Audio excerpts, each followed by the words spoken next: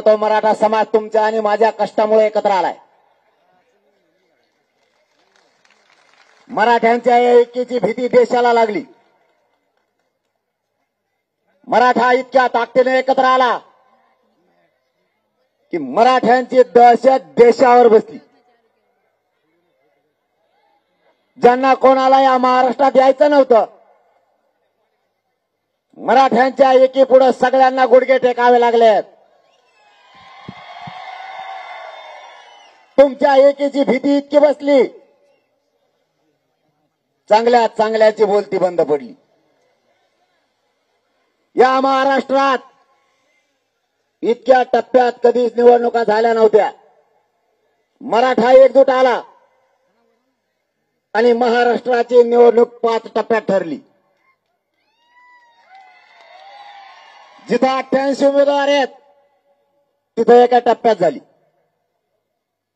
प्रत्येक टप्प्यात त्यांना मराठ्यांसाठी प्रत्येक टप्प्यावरती पंतप्रधानांना आणावं लागलं. इथंच मराठ्यांचा विजय झाला.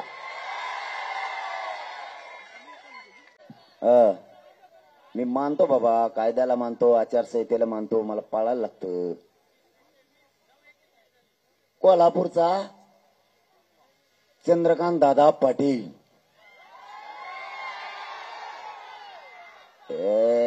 तेरे नाम ते खेकड्यावानी भांग पाड्याला आणि ते नदीतला खेकडा असल्यावानी तुला बोललं का रे गाचपाने मी काही कावा काय म्हणतोय माहितीये का तेव्हा म्हणतो असे बोट करतो. मराठ्यांना आरक्षण दिलं. कुठं दिलं रे? कुठं दिलं? म्हणतोय काय? मनोज जरांगेला स्वतःला एकट्याला प्रमाणपत्र पाहिजे होतं. मला तो का डोकं सड का तू काय अमेरिकेला राहायला गेलता? मी का म्हणलो मला प्रमाणपत्र पाहिजे? या काय मराठ्याने सांगा बरं मला. म्हणतो त्याला मागितलं. नंतर त्याची भाषा बदलली, मराठवाड्याला पाहिजे म्हणला. नंतर बदलली, महाराष्ट्राला पाहिजे. आणि कांगावा करतो मी आणि गैरसमज पसरतो. ते भाषेचे ट्युनिंग बघा त्याच्या. मला वाटतं कुठल्या तरी युट्यूब चॅनलला त्यांनी मुलाखत दिली. त्याची ट्युनिंग इतकी डेंजर आहे. माझ्या देवेंद्र फडणवीसांनी दिलं 10% दिलं. जरांगे पाटील गैरसमज पसरतो. अरे महाराष्ट्राच्या भाषाच नाही बेकार. अरे तू का लोकांचे कपडे घालून घालून मोठा झाला.